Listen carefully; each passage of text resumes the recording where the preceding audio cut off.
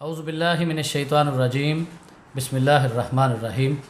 इंतहाई काबिल एहतराम वीवर्स, उम्मीद है कि आप सब लोग खैरियत से होंगे। इल्लामा इकबाल ने बहुत ही खूबसूरत शेर कहा जवानों के लिए, जवानों को मेरी आहो सहर दे, फिर इन शाही बच्चों को बालों पर दे, खुदाया आरज़ू मेरी यही है, मेरा नूर बसीरत आम कर दे। चाय with Adnan Faisal YouTube channel के साथ हाज़िर खिदमत हूँ। हमारी कौम का सरमाया, हमारी मिल्लत का सरमाया, मुल्क पाकिस्तान का सरमाया बिलाशुबा नौजवान ही होते हैं। इल्लामा मोहम्मद इकबाल ने इन नौजवानों को ही अपना शाहीन कहा और इन नौजवानों से ही उम्मीद रखी कि ये नौजवान मुल्क पाकिस्तान की तकदीर बदलेंगे। यकीनन 70 साल होने को आए, मुल्क पाकिस्तान आगे से आगे और बुलंदियों की तरफ गामज़न रहा और बिलाशुबा इन्हीं नौजवानों ने, इन्हीं नौजवान लीडरों ने इस मुल्क पाकिस्तान की बागदौड़ संभाली और इस मुल्क पाकिस्तान को बहुत बुलंदियों तक पहुंचा दिया। आज हमारे स्टूडियो में नौजवानों की हर दिल अजीज़ शख्सियत डॉक्टर इमरान गोराया साहब हमारे दरमियान मौजूद हैं। आप सदर हैं जमात इस्लामी यूथ जनूबी पंजाब के। डॉक्टर साहब, मैं आपको खुशामदीद कहता हूँ, बहुत शुक्रिया, आपने हमें टाइम दिया। सबसे पहले तो डॉक्टर साहब आप ये बताइए, आप अपना तारुफ़ करवाइए कि आप कहाँ से ताल्लुक़ रखते हैं, क्या आपकी तालीम है और इस जमात इस्लामी यूथ को आपने कब से ज्वाइन किया और आप इसका मुस्तकबिल क्या देखते हैं?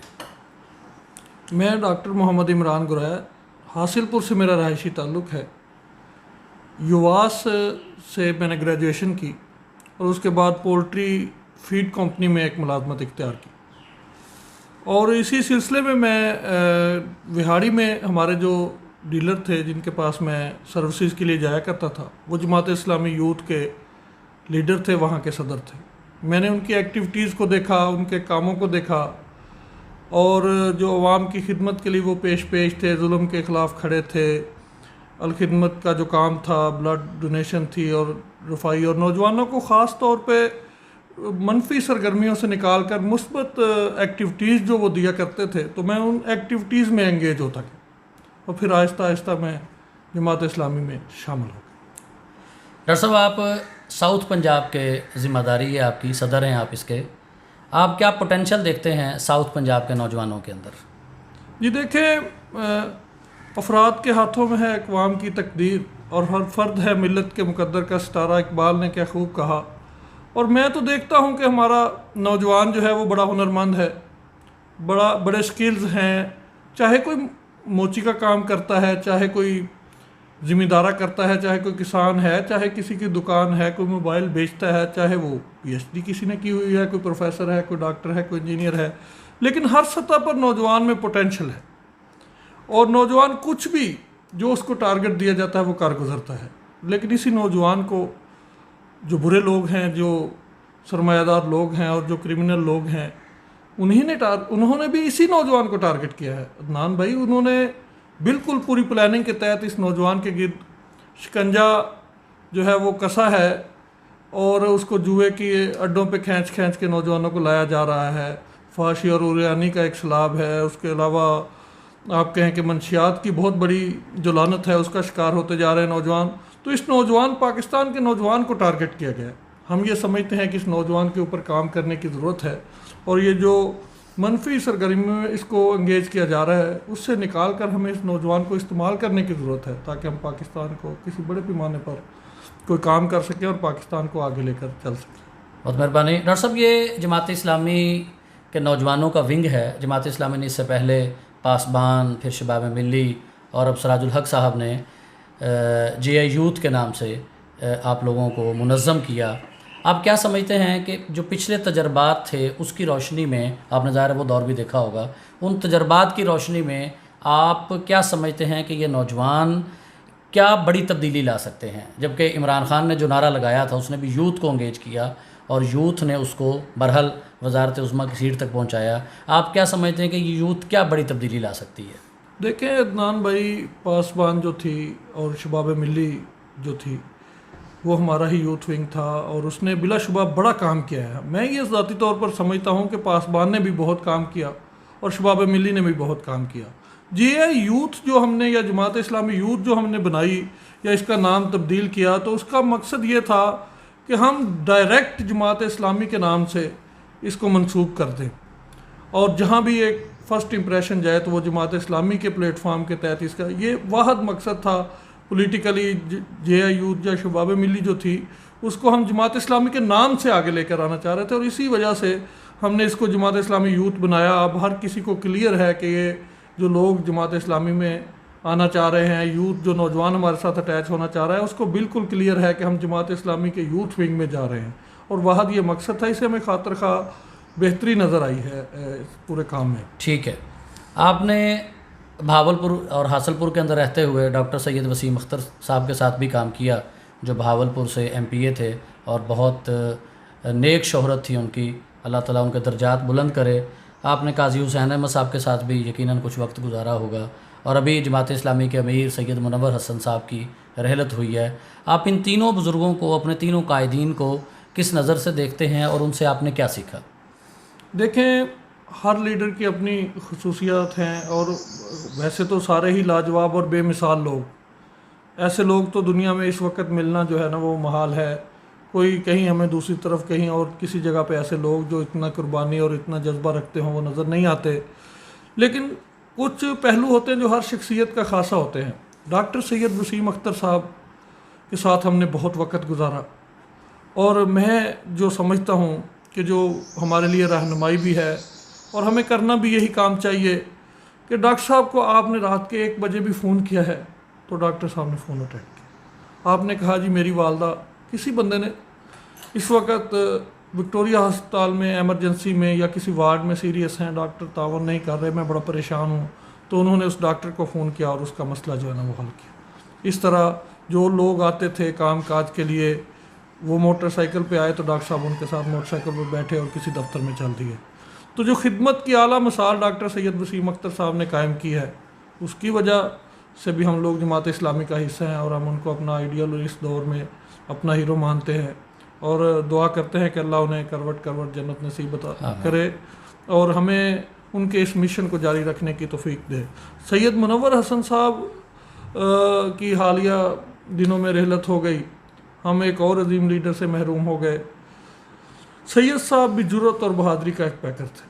उनको सुन के, उनको देख के हमें एक जो जज्बा मिलता है, जो हौसला मिलता है कि आपने किस तरह हक बात करनी है और फिर उसके ऊपर डट जाना है। तो हक बात पे कटती है तो कट जाए ज़ुबान मेरी।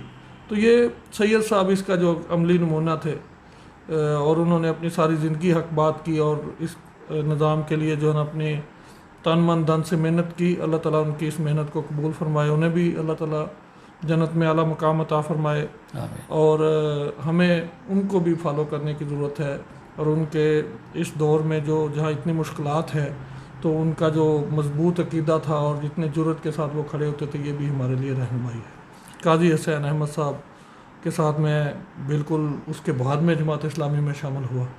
उस वक्त मैं जमात इस्लामी के साथ अटैच नहीं था और लेकिन एक तारीख जो पढ़ी है, सुना है कि एक नारा बड़ा मशहूर था कि ज़ालिमों काजी आ रहा है। तो अब हम ये कहते हैं कि ज़ालिमों काजी के बेटे आ रहे हैं इंशाल्लाह। अच्छा डॉक्टर साहब, आपने 3 बुज़ुर्गों का नाम लिया, मैं इसी तरह आपकी मैंने पिछले दिनों कोई तस्वीरें देखी सिराजुल हक साहब के साथ, जो इस वक्त जमात इस्लामी पाकिस्तान के अमीर हैं, उनके बारे में आप कुछ कहना चाहेंगे?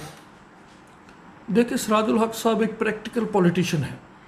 मैं उनको इस हिसाब से देखता हूँ कि वो एक बिल्कुल मंजे हुए सियासी वर्कर हैं।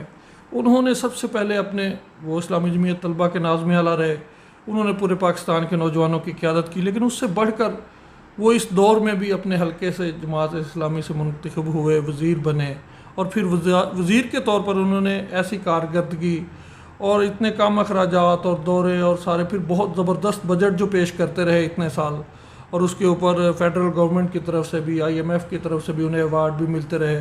तो उन्होंने एक बिल्कुल प्रैक्टिकल पॉलिटिशियन के हिसाब से अपना लोहा मनवाया है और एक आम आदमी है जो असम्बलियों तक पहुँच गया है, सेनेट तक पहुँच गया है। और इस हवाले से जमात इस्लामी का जो जमहूरी प्रोसेस है जमात इस्लामी के अंदर, उसकी भी उन्होंने वाज़ेह मिसाल पेश की है। तो सिराज साहब एक बहुत बड़े लीडर हैं और उन्होंने यूथ को इस हिसाब से टारगेट किया है इमरान खान की आपने बात की, उन्होंने भी यूथ को एक झांसा देकर मैं कहूँगा कि वो हुकूमत में आ गए, लेकिन वो कहते हैं कि परफॉर्मेंस जो है ना वो बच्चों का खेल नहीं है, वो नारों और इन चीज़ों से परफॉर्मेंस नहीं आती। कैपेबिलिटी भी बड़ी ज़रूरी है, आपके अंदर कैपेसिटी भी बड़ी ज़रूरी है, और वो कैपेसिटी इस हुकूमत में नहीं है। सिराज साहब का भी यही विजन है कि JI यूथ के तहत नौजवानों को आगे लाया जाए, और नौजवान के ऊपर सिराजुल हक साहब का इतना फोकस है कि उन्होंने मरकज़ी यूथ बोर्ड का क़याम किया, उसके बाद वो सारी पॉलिसीज़ बनाई, और अब हमने यूनिट सादी मुहिम लॉन्च कर दी है कि अहदेदार बने और इंशाल्लाह पाकिस्तान की किस्मत को बदलें। सिराज साहब इंतहाई प्रैक्टिकल हैं, और वो प्रैक्टिकल किस्म की पॉलिसीज़ बनाई हैं। इंशाल्लाह तो कुछ अरसे बाद इसके असरात आना शुरू हो जाएंगे, और इंशाल्लाह पाकिस्तान की तकदीर ज़रूर बदलेगी इंशाल्लाह।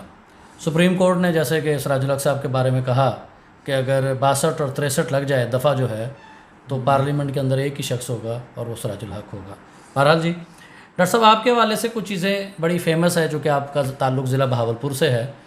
आपके बारे में आपके दोस्त बहुत कहते हैं कि डॉक्टर इमरान गुराया साहब, और मैं भी आपको अक्सर देखता हूँ हॉस्पिटल्स के अंदर, दोस्तों के साथ मुख्तलिफ सरकारी दफातर के अंदर।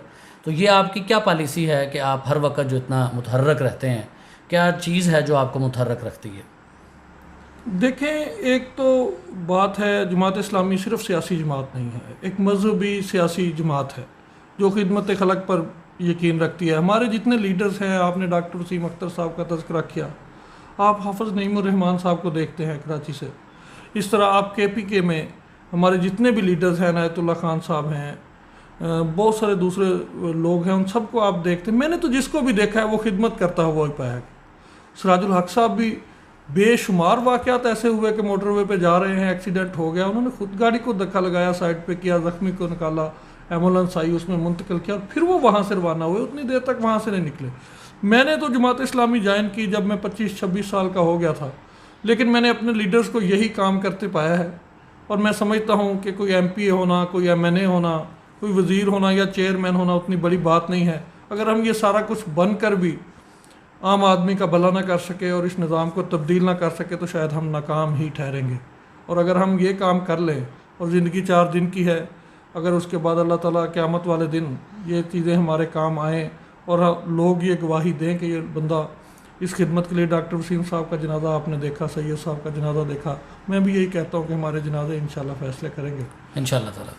JI यूथ का इस वक्त आप लोग किस एक्टिविटी के अंदर एंगेज हैं, और आपका आइंदा का लाहे अमल क्या है? देखिए, हम ये चाहते हैं, बड़ा विजन क्लियर है, बड़ा क्लियर मैसेज है कि हम ये चाहते हैं अदनान भाई कि पाकिस्तान का हर वो नौजवान जो घर बैठा ये सोचता है कि पाकिस्तान को बदलना चाहिए।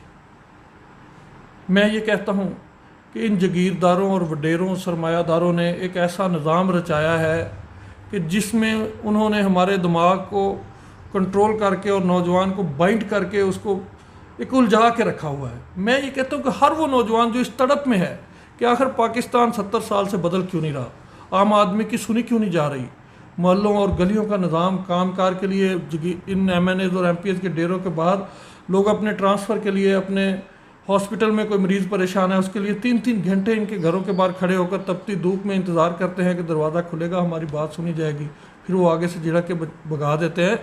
तो हम ये समझते हैं कि ये जो नौजवान तड़प रहा है, इसको हमें एंगेज करने की ज़रूरत है। इसके लिए हमने यूनिट साजी मुहिम का आगाज़ किया है। हम हर गांव, हर मोहल्ले, हर कॉलोनी, हर वार्ड, हर पोलिंग स्टेशन का नज़म बनाना चाहते हैं।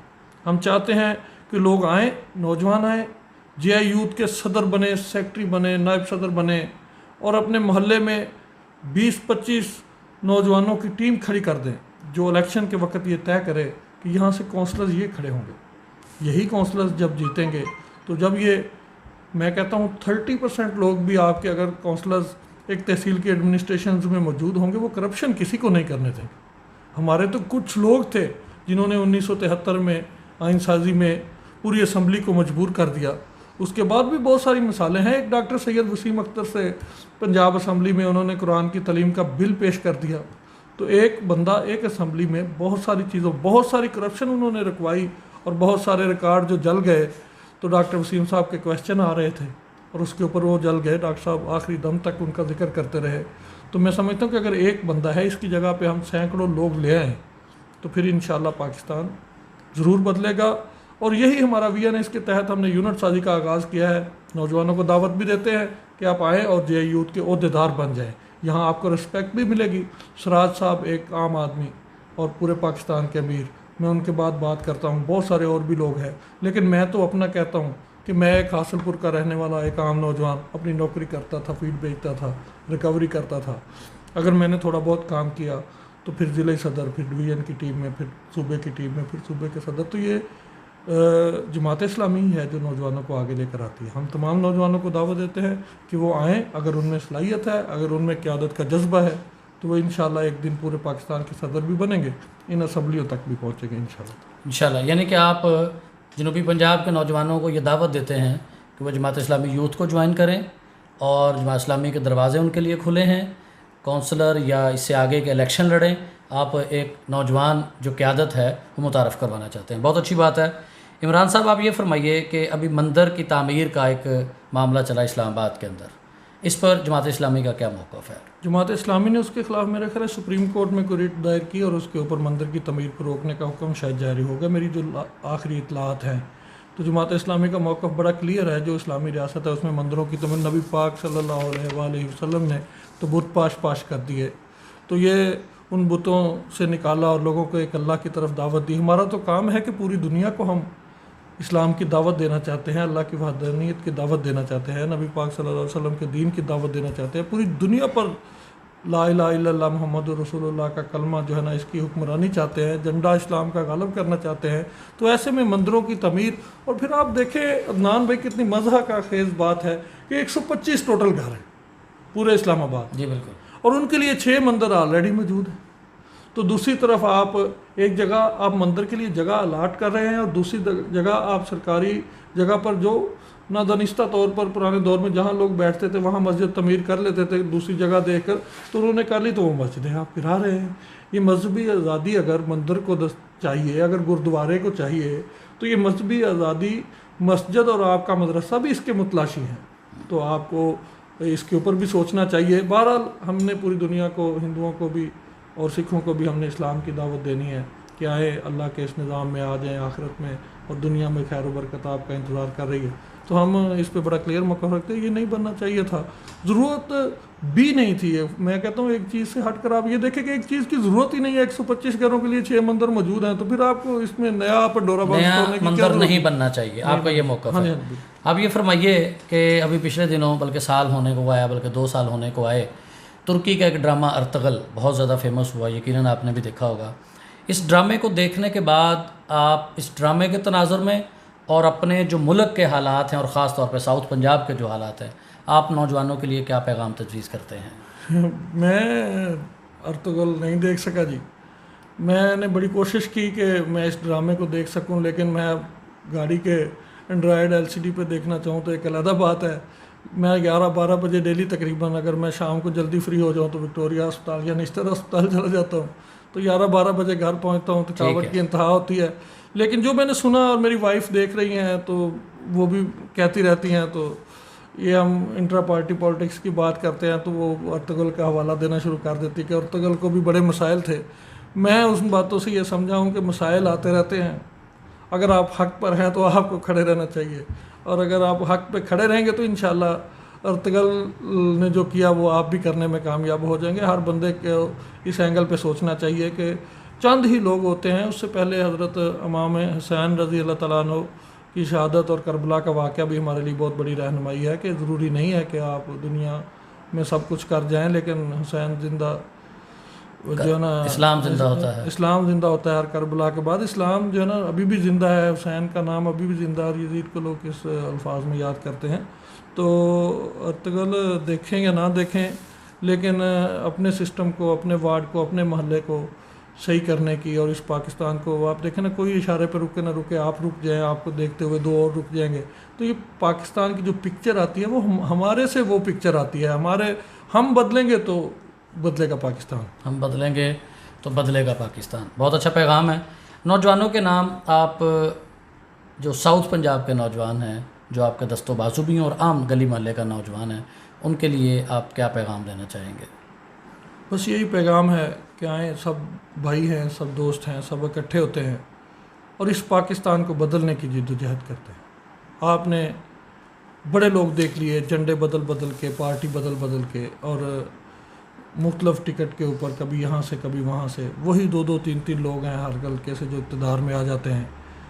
हम आपको एक कैलकुलेशन देते हैं कि अगर आप हर MPA के हल्के में 1000 नौजवानों को अहदेदार बना लें और फिर वो 1000 नौजवान अपने में से ही एक कैंडिडेट सेलेक्ट कर ले, अपनी मर्ज़ी से, जमहूरी प्रोसेस होगा और पूरा सिस्टम होगा। इंशाल्लाह उस जमहूरी प्रोसेस के तहत उन नौजवानों को इख्तियार होगा कि वो अपनी मर्ज़ी से अपना कैंडिडेट मुंतखब करे, और जब 1000 बंदों की टीम उसके साथ खड़ी होगी और वो 10-20 वोट भी बंदा जो है कास्ट कराएंगे, तो इंशाल्लाह एक ऐसा टेम्पो बनेगा कि वो लोग जीत जाएंगे। आप आएँ, आप अपने लीडर आप चुनें, आप अपने रहबर खुद बने, आप अपने मोहल्ले के गली के लीडर बने और फिर अपने हलकों के लीडर बने, जिसमें जितना पोटेंशियल है। आएँ, आपका इंतज़ार कर रही है जमात इस्लामी। और किसी जगह पे इमरान खान ने बड़ी यूथ को लारा लगाया था, लेकिन वो भी जागीरदारों और सरमायादारों और वडेरों के आगे घुटने टेक गए। हम इंशाल्लाह खड़े हैं, चाहे हमारे वोट कम हों या ज़्यादा हों, लेकिन जब ये नौजवान जागेंगे और जब ये नौजवान उठेंगे, इंशाल्लाह उसी वक्त ही पाकिस्तान की तकदीर बदले। बहुत शुक्रिया डॉक्टर साहब, थैंक यू। आज हमारे स्टूडियो के अंदर मौजूद हैं डॉक्टर इमरान गुराया साहब। आप सदर हैं जमात इस्लामी यूथ जनूबी पंजाब के। आपके साथ बात करके बहुत मज़ा आया। अल्लाह ताला आपके अज़ाइम में कामयाब करे। अल्लाह आपको